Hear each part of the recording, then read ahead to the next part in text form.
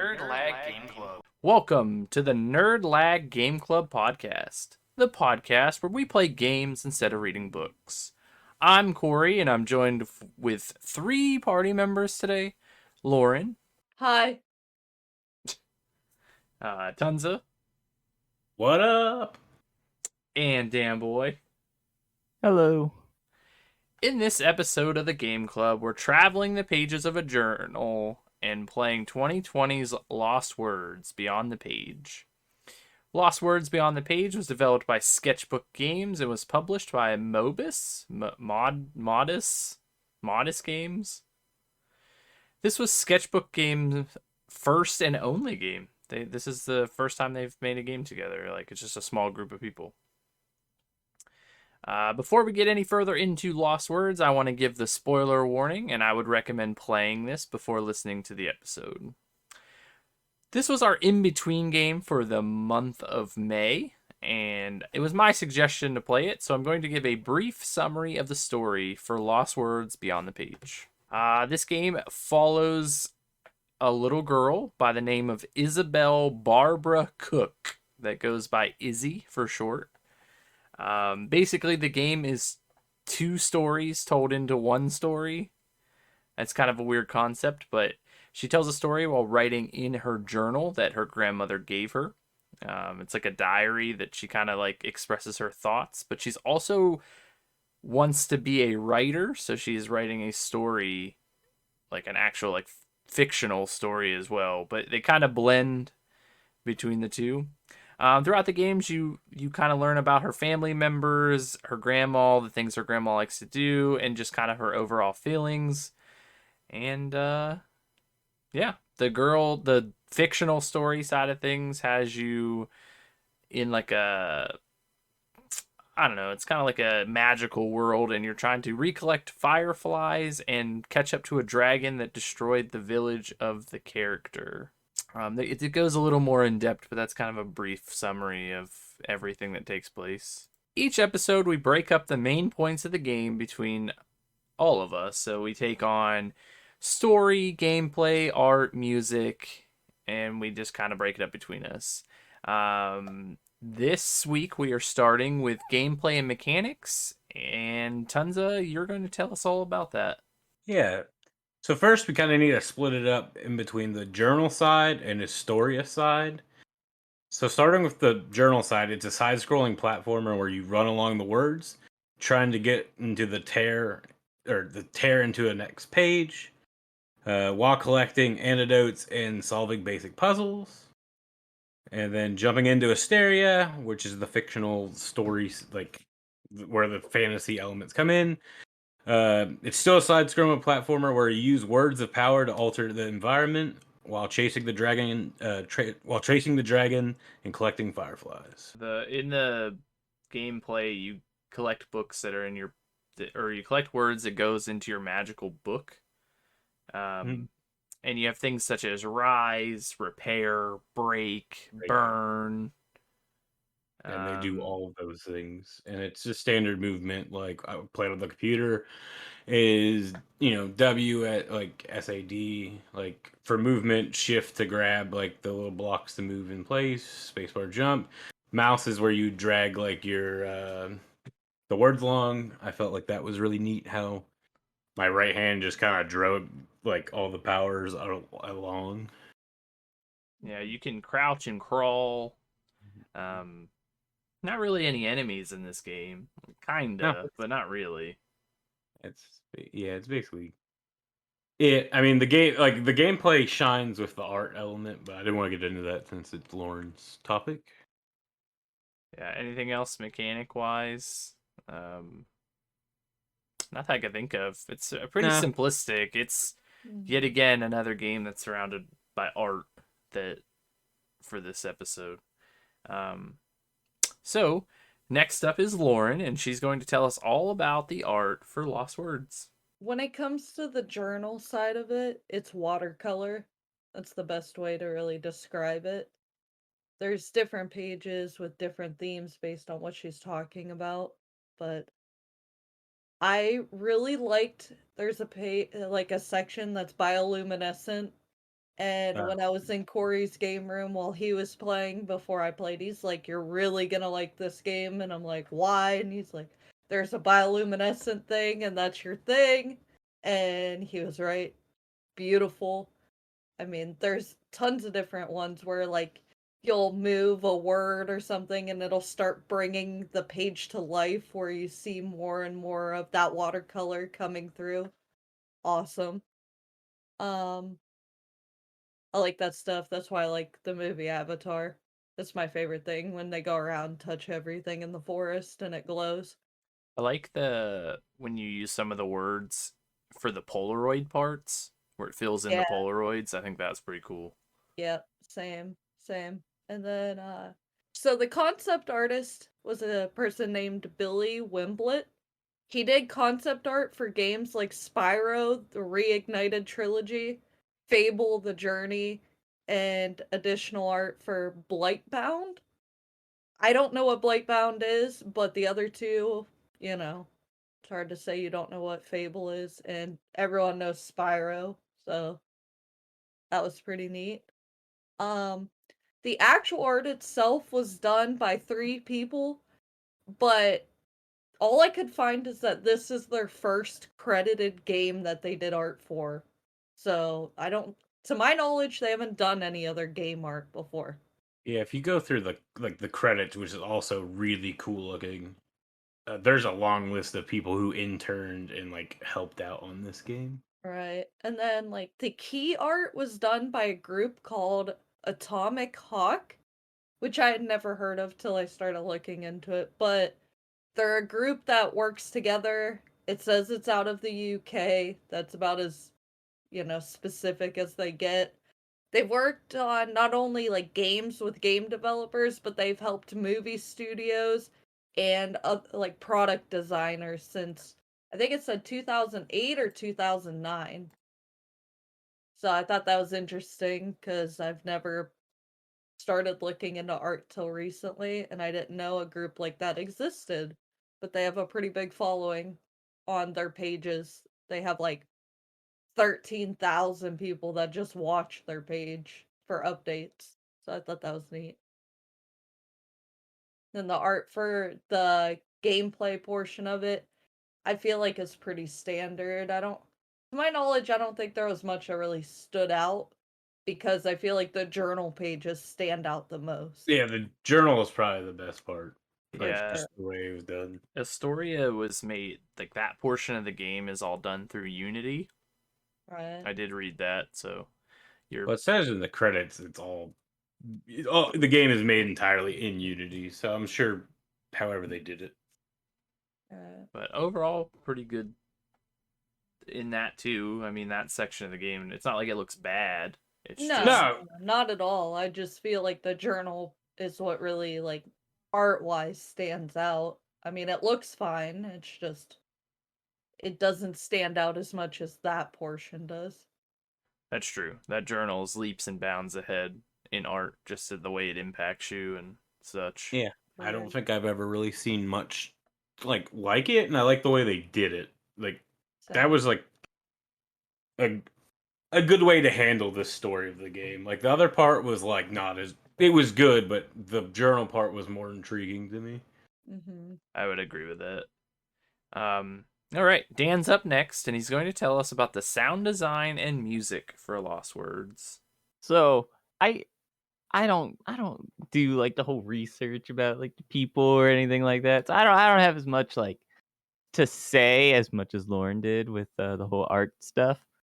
But the sound in this game is, I feel like every time music starts playing, it's very fitting to the setting for that particular area. Like, well, you like the journal part. You get into all the depressing things, and whenever she would say some of the words, like the music, the sound, and everything will kind of cut out.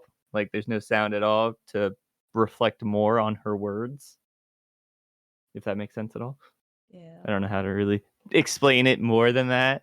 Um, and while you're like in the fantasy world, whenever you're in your home area in the very beginning, the music is very hopeful and like inspiring, kind of, lead you Whimsical? up to, yeah, I guess whimsical is a good way to put it. But it kind of sets you up for being in this fantasy world that you're about to set out on like a grand journey on or in, I guess. Yeah, it fits the tone of the game very well when it's like Yeah. you're going through your guilt and alone, and like where she feels like everything's disappearing and going away. I don't believe there was much music even being played. No, it was like ambient Yeah. silence. It was like real weird. Yeah, I like, think and I that's felt the like point. It's supposed to feel like she's telling you Secluded. this story like in person, and you just have to feel the way you feel about it. They don't like try to use sound to lead you to feel any way. They let you actually feel it. Yeah, I would agree that the tone of the music, and just when and they decide to use it and not use it was, I think, done really well.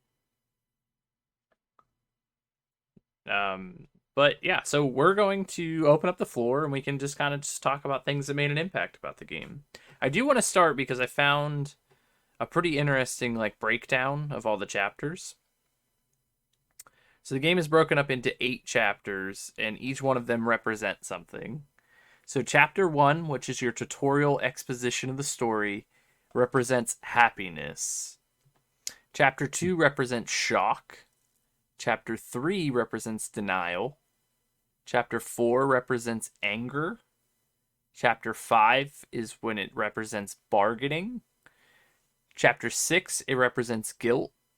Chapter 7 represents depression, and Chapter 8 represents acceptance.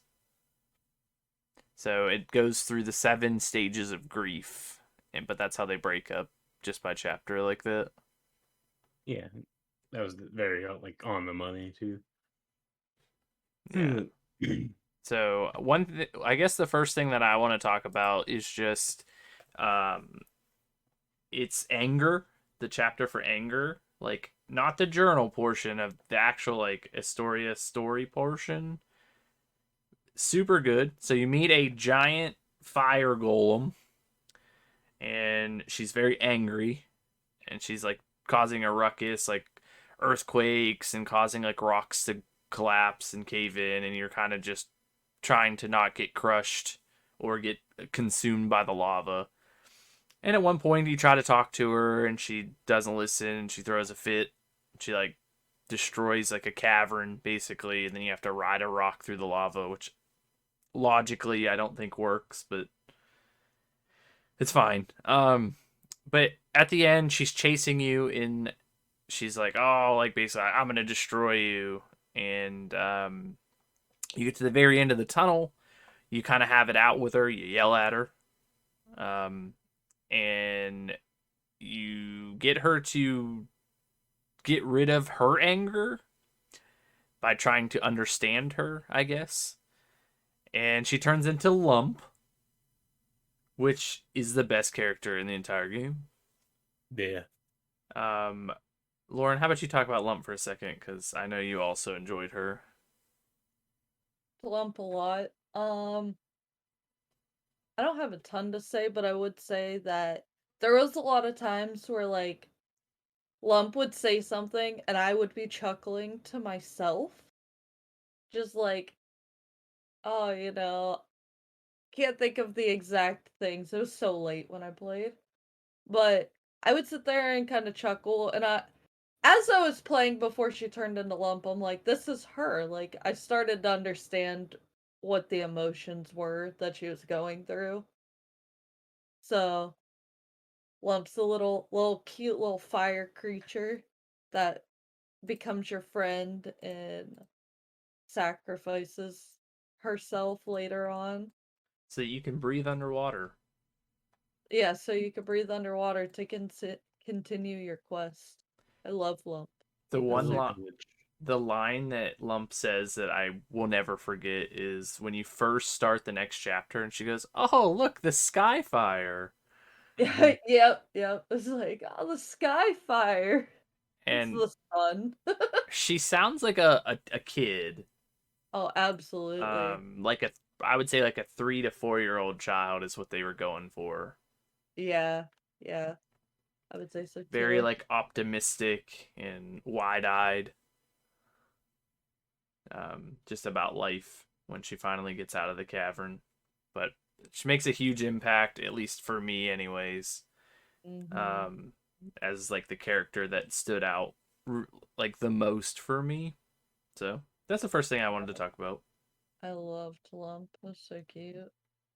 I, I mean, I don't really have like a favorite part of the whole thing. I think it's a very good game for like grief, like it as a whole.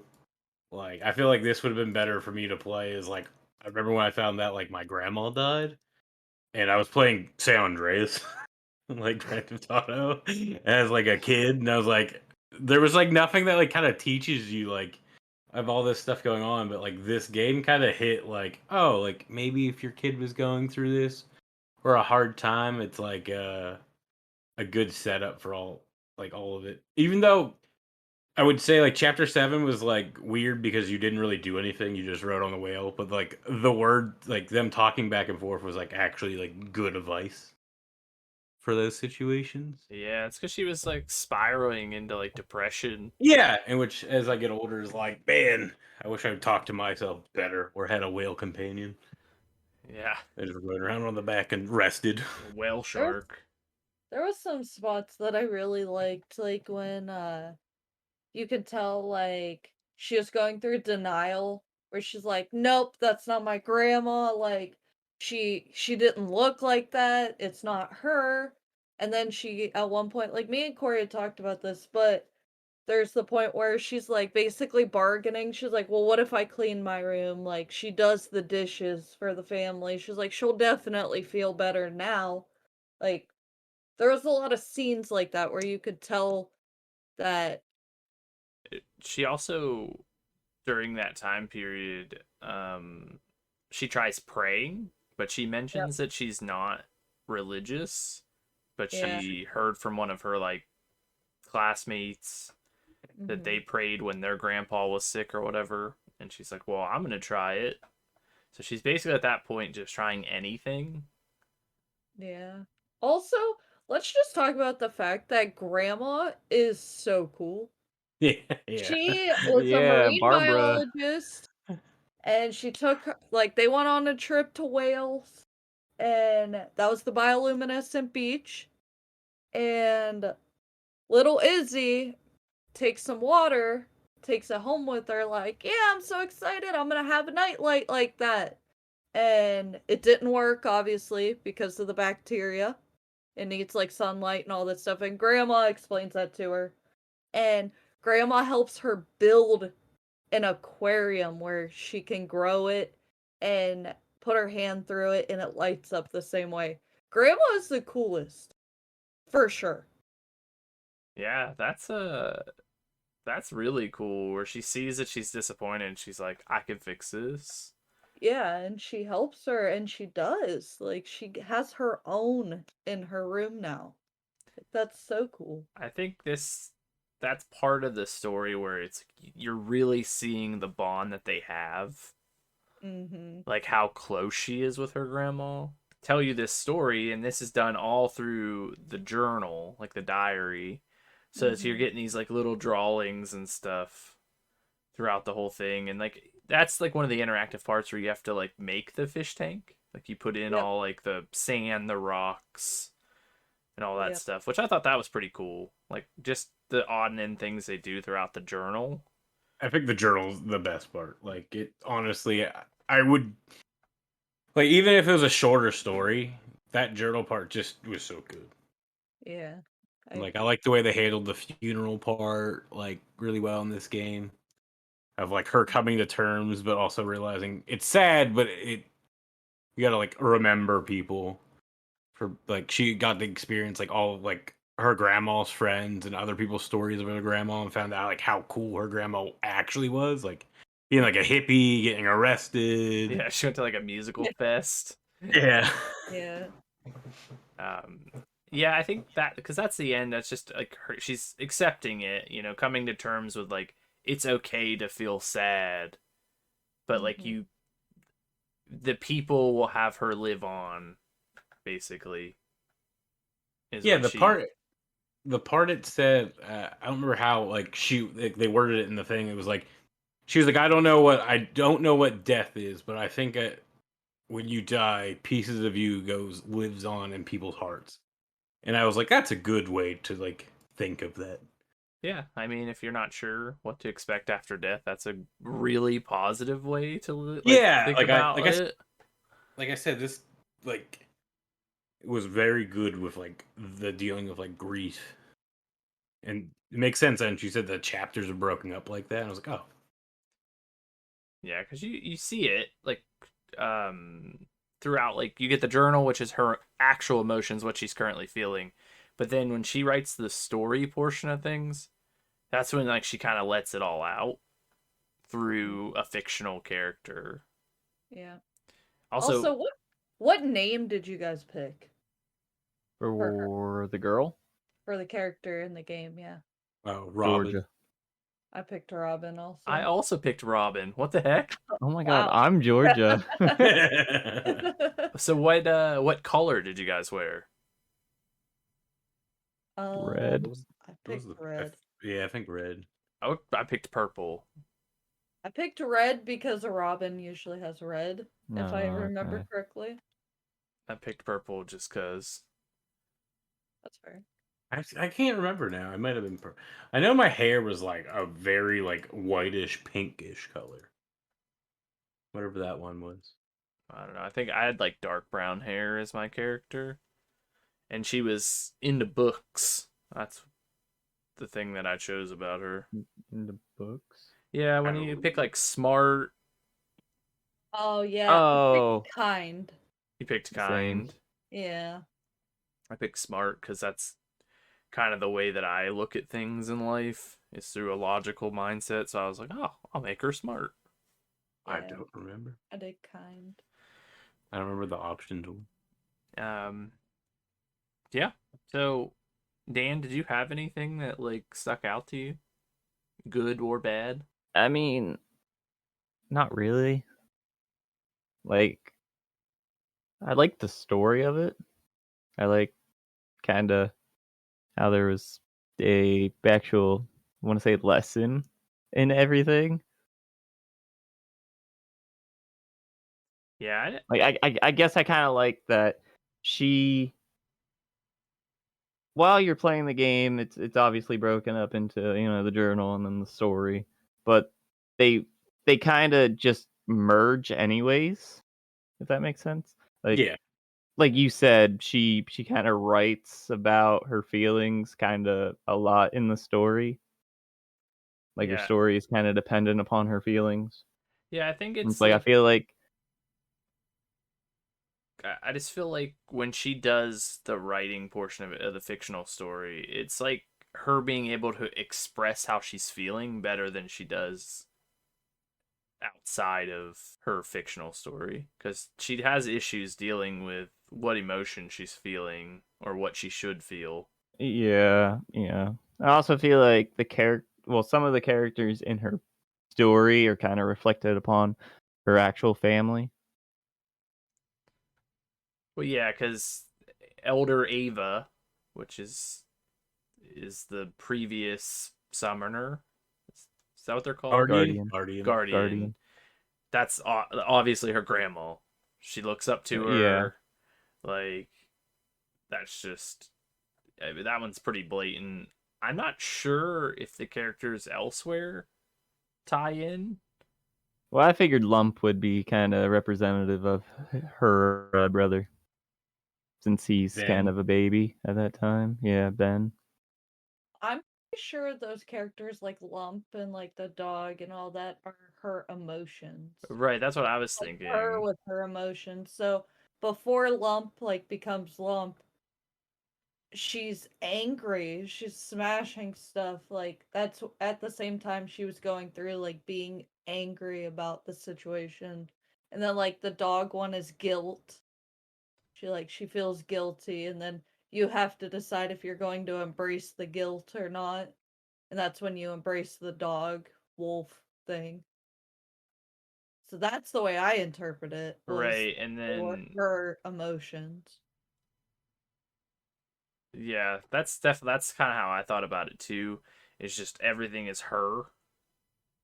Right. Um, I do. The last thing I kind of want to talk about is like how emotionally charged the beginning of, I think it's chapter 5, 6. Whenever the journal starts and the first thing she says is grandma died. Oh And yeah. there's literally tears dropping on the journal, which Yeah. done really well. I love the part, Yeah. but just absolutely just emotionally charged. You know it's coming just based on what Right. she's talking about, but man, does that hit hard. Yeah. Yeah. Definitely. And then like later on when she's like blaming herself for it, like if I would have finished my story, she would still be here. If I would have done this, like she's like it's my fault. And then she tells the story about when she breaks the vase that her grandpa gave to her grandma, Mhm. and she was told not to like run, but then she did anyways and she broke it, and then she blames herself saying like if I wouldn't have ran maybe she'd still be alive, which I guess is the logic of a child. Yeah. Yeah, it. I think it's just anybody who's going through a loss like that. You think of like how you could have prevented it or what you did wrong, not just the outcome. Yeah, but that part stands out because she puts the vase back together and her grandma's like, "Oh, like thank you." And she puts it away, puts it like in the cupboard or whatever. And then the next morning she sees it in the trash again. And then Yeah, her grandma gives her like a life lesson, like yeah. She talks about it's about being the memories, not the item. She would rather have, or she wanted to remember the item as it was, not as it not is how it now. is. Yeah. Yeah, So, yeah, those really stood out. They're like pretty emotionally charged. I can definitely reflect myself in this, like from like you said, tons of like your grandma passed away. My grandma passed away when I was a little older, so I can kind of reflect in this a little better, kind of just the way she like felt about it. But yeah. We'll move into time to completion. Um, Before we do that, I sent Tonsa and Dan videos on Snapchat of my game when it broke.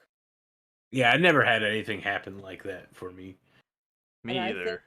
I was I gonna had a little part where I thought the background slipped away, but then I couldn't tell if it was like just cosmetically, but it was always just a little pixel in the corner. And then I got to the next scene, it was gone. So it must have just been like overlaid weird. I don't know if that was yeah, that was maybe. like chapter wherever the dog was, whatever chapter that was. Okay.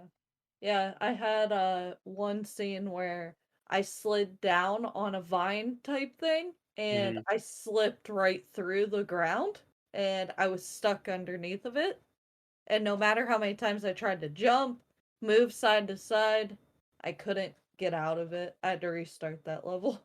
I had one where I jumped, like at the end when you're like, or we jumped from the top of the tower, like after seeing the dragon statue, and you're like going down the hill. I Yeah. was I was backwards. I was facing the wrong direction. Oh, But that was like the only thing. It didn't even game break or nothing. The only thing I can think of that was kind of weird is that one of the points I was crawling like through like a cavern or whatever, and she was just standing straight up. Yeah, I didn't even have that. Yeah, I So had that happen to me as well. yeah, One of them, nothing that broke the game though. It was one just of the like more okay, annoying things is at the end. Me and Dan both had it. We were trying to rise, and we couldn't get it to rise all the way up Oh yeah, yeah. because he's bitching about it. Like Dan was, like I said, like 2 minutes ahead of me, like the entire game. Like weirdly enough, we like synced up like that. yeah. But Lauren got like full game break, which is interesting. yeah. Yeah. It Did you was. guys know how many fireflies you have? I know how many I have. I was missing 2. Ooh. Ooh. I was just missing a couple. I had like 107, I think it said. Yeah, it was 111. Yes. 114. What is it, 120? Yeah, 120. Yeah. I had 118. I was missing 2 in the desert. Yeah, you can go back and like Uh, do chapter select, and you can see which ones you're missing. Yeah. Yeah. So, but all the other ones I got, and yeah. So, time to completion, guys. What, how much did it take you to finish this? Mine was 4 hours, 53 minutes. 4.5 hours. It was like 4 hours and like 32 minutes. 4 hours and 1 minute. 4 hours and 3 minutes. So to say 4 hours for this game is correct. Yeah. Yeah. When we looked it up, the average was around 4 hours. So, Yeah, I looked it up too, and I think it was just at 4.5, so that'd be like perfectly split. all right. So, before we head into the last portion of the episode, anything else you guys want to talk about for Lost Words? So I wanted to ask this because I didn't look this up or anything. Because I wanted to ask you guys, is there different endings to this? Because I know at the very end you can make like the 3 different choices. No. I did look this up No? because I Okay. thought the same thing. When you talk to the dragon at the end, you can tell him 3 things. One's like, why do you want to destroy the world? The firefly, something about the fireflies, and then I don't remember what the last one is. And the only thing it changes is the picture when you're restoring everything with using the fireflies. The very first picture is different depending upon what you Oh, pick. okay. But that's it. All the dialogue and everything is all the same. Which I mean, the ending, I think, like it just feels weird, but it's just because it's like the circle of life.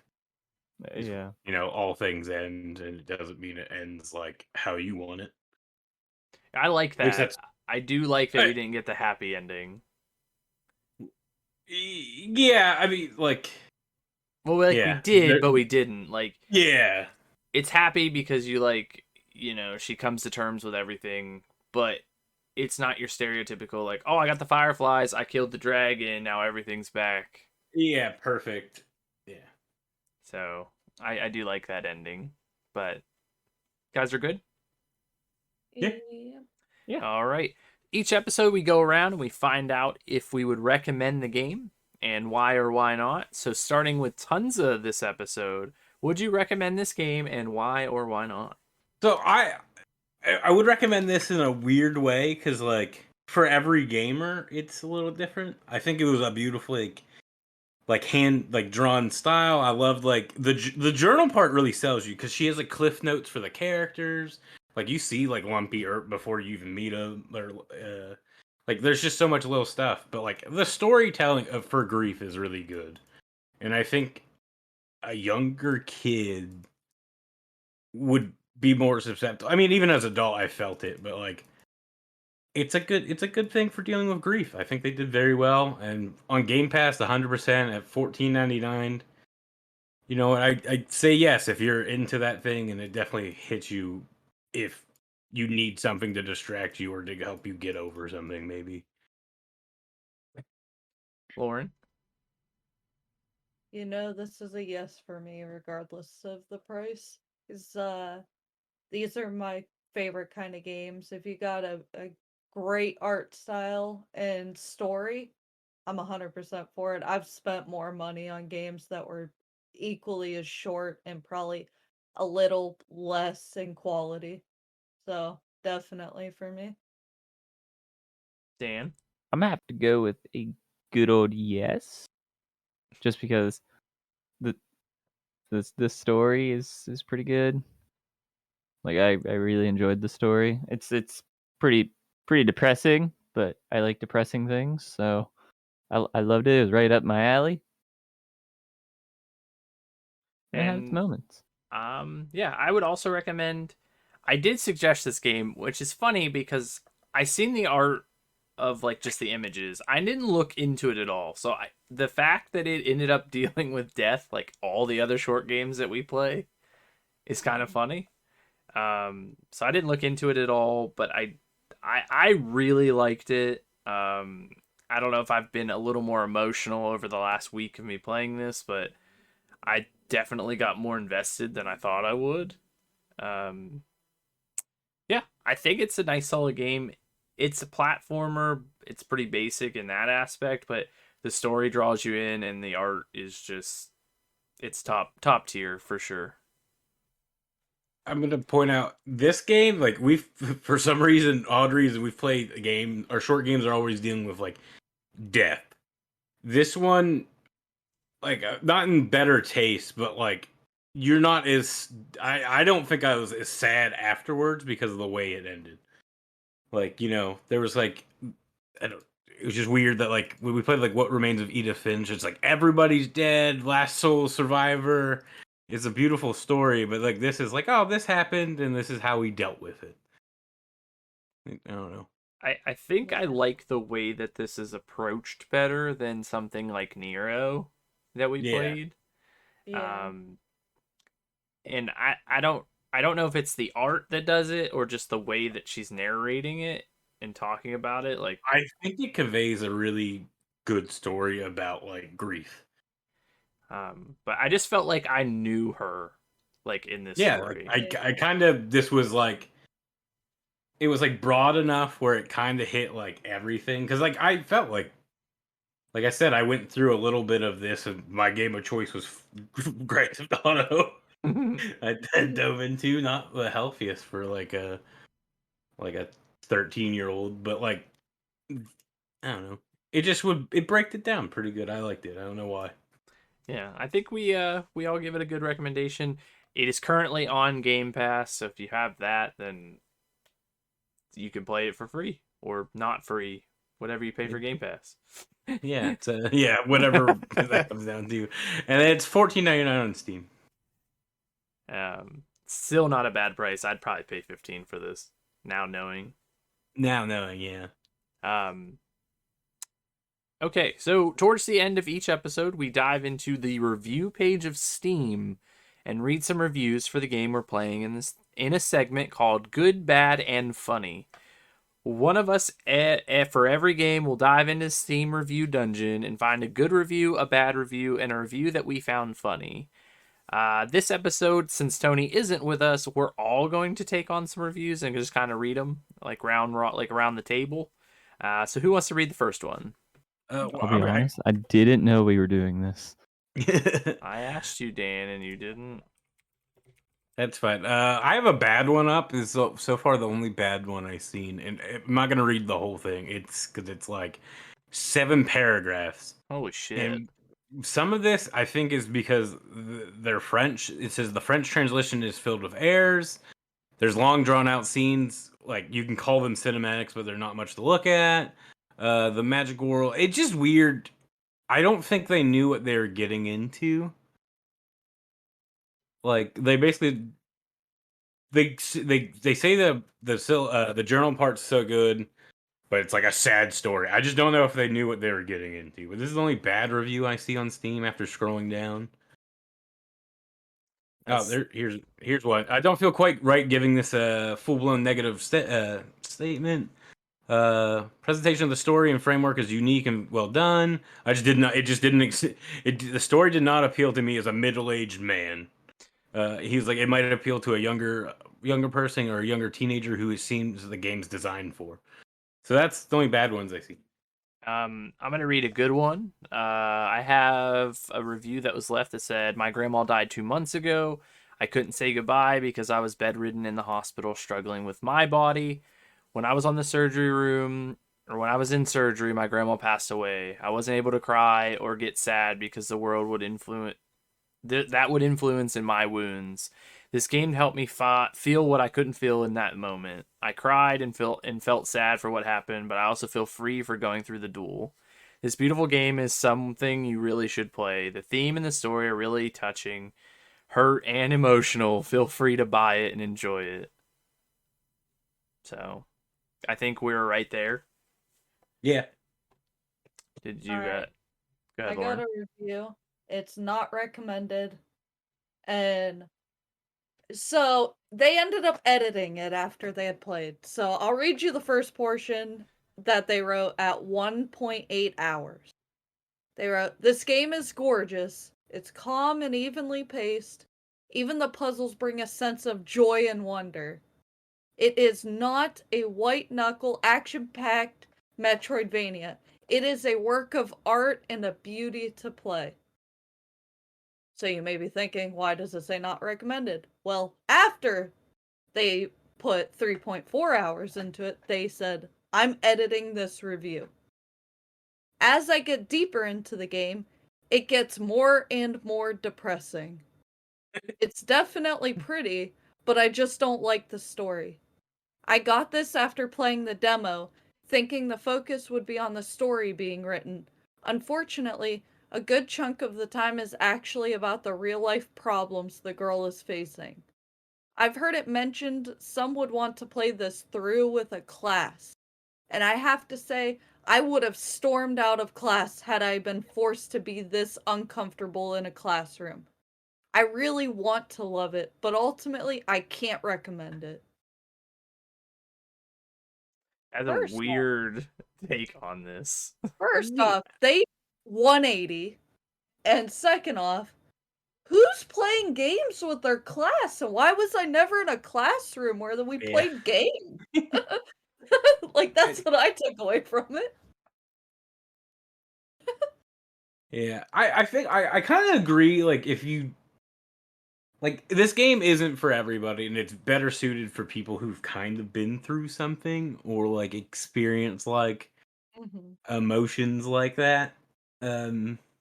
So on to a little lighter note. This one says, this is a good one. It says, "Damn you people who write this story, I'm sad now," and that's it. Love that. I like how there's just one, like a lot of reviews that are just like, oof, right in the feels. Yeah. Yeah. I cried Love. 10 out of 10. Yeah.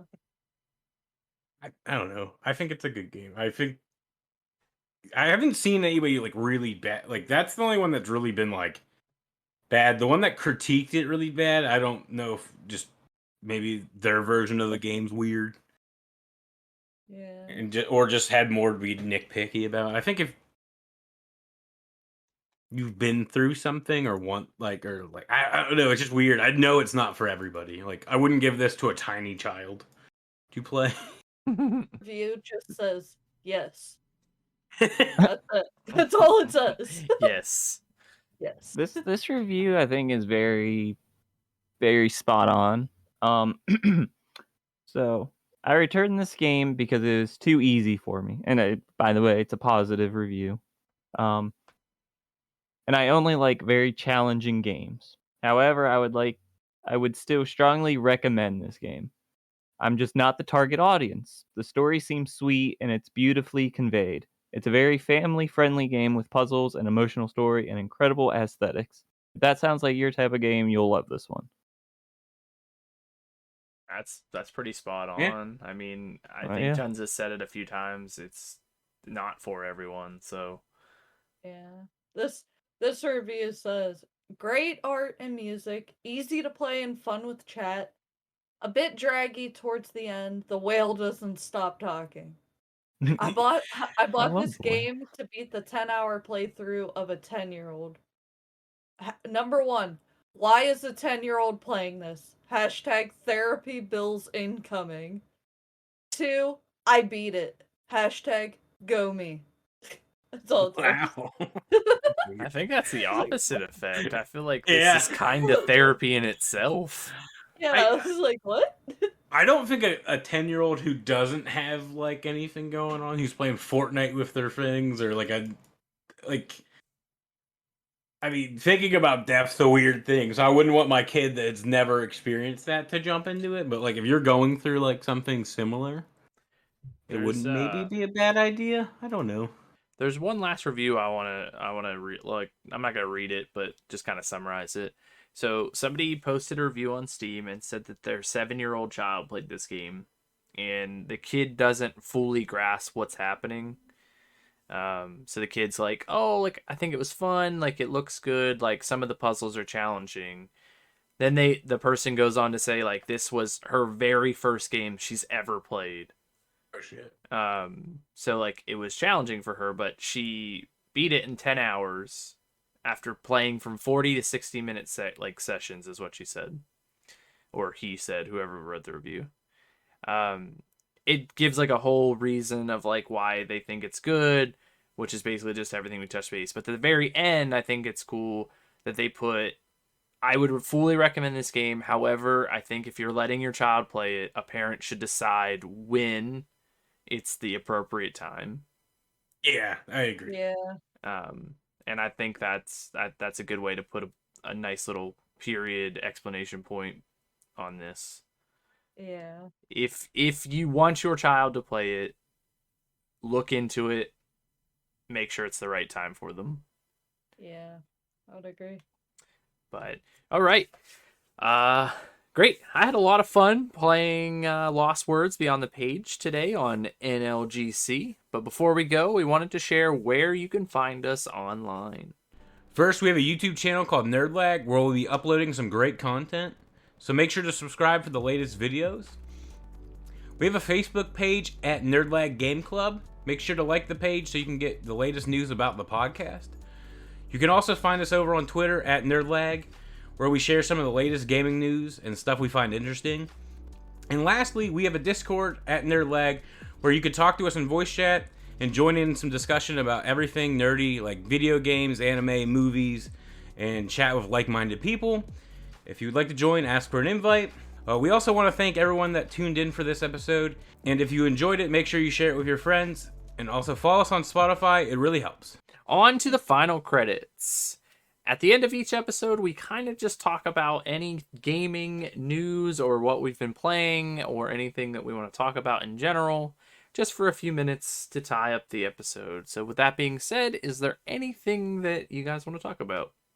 I'm gonna struggle with the next the next podcast game. I can't keep a rhythm to save my life. Haven't even tried yet. Yeah, I haven't even bought it yet, so You guys might want to get on it since Yeah. that one's gonna be a little tougher. that's the I plan. mean, it might be easier for you guys. Like, I only played like maybe 20 to 30 minutes of like solid play, like trying. But like, since it's procedural generated and like you have to keep beats, the gameplay elements not hard. It's just like for me, I'm really good at Guitar Hero because I can match the notes to like when I gotta hit. When I gotta watch and move around, but and match the beat, I'm terrible. Yeah. I think I might struggle too, but we'll see. Yeah, I mean, to be honest, I don't have a whole lot to talk about. Me neither. I mean, I had my last day at work today. Yay! And they celebrate you, and I was surprised they didn't like put you in like a throne. They were so nice to me all day. Yeah, it's like every job I've ever quit or left, they were like, "Hey, now get the fuck out!" Like Yeah. now, we're like, "You gotta stay." Yeah, my job was like, oh, what kind of food do you want today? And then they sent me over to Blue Charlie's and we got chicken tenders, fries, and rolls from there. They bought a cake. Two of my coworkers separately made different kinds of cheesecake cookies. My Geek Squad manager brought me my favorite Starbucks drink. So yeah. Yeah, my job made me collect canned goods, I'm sorry to hear that. which is fine. It's for a good cause, but it's kind of annoying that they don't like give us any extra time to compensate for it. But I think that's all that's really new in my Yeah. life. yeah, I've still been streaming GameCube games, playing Metroid Prime 2 currently. Mm-hmm. That's about Back to it. playing Valorant with Dan. Yeah, some good old Valorant. Started wanna- playing some modded Minecraft. That's about the only thing different. Yeah. Oh, we It's- also played that Blood Hunt game Oh a yeah, couple times. we played it. It says I have like 10 hours in it, so we played it quite a bit. It's Yeah, fun, yeah. I guess. It's fun. I enjoy it. I like it better than like Warzone. It's a battle royale where you're vampires? You like suck people's blood to get power ups? I want to suck your blood. It's better Dan- than Morbius. Yeah, that whole game is better than Morbius. Let me get that Looking straight. at the Uh. lobby screen is better than watching Morbius. just the walking around in the little like set. Hilarious. It's fun. We got a couple wins. Because we're gamers. We're real gamers. We're gamers out here. Dan is a real gamer. Tonsa's not. What do you mean? Oh my god, you usually tell me how much I suck at every video game. Yeah, but I did good the other day when we played Valorant. I did good, like most of the game, most games. Tonsa, you need to play. You need to play Lost Words again. I think you're in the denial stage. I need to cry right now. Already making jokes about the game? Yeah, What is this? already. I'm allowed to, man. Yeah, that's good. Me and Dan were talking about playing the forest with Adam, so we might do that. Oh, a cool thing doesn't relate to me, but it relates to Lauren. She got a Japanese DSi. Huh? Is it like? Yeah, Yeah, that was another thing. One of my coworkers had asked me the other day, like, she knows, like, some Japanese now, and she said what helped her was playing Japanese games, that she knew, like, the dialogue. And Yeah. I told her, I was like, oh yeah, I have a couple, like, Japanese Pokemon games that I got in Japan. However, they're region locked because they're older, and I don't have a DS. And she was like, oh, well, you can have mine. Like, my Japanese one. So today, since it was my last day, she brought me a Japanese DSi that comes in the box with, like, a charger and stuff. So random. It's so Yeah, she's cool. like, It has, Yeah, like, it's cool. "Here, you can have it." You And I'm better like, keep "Oh, up with yeah." this coworker. That's a little too nice.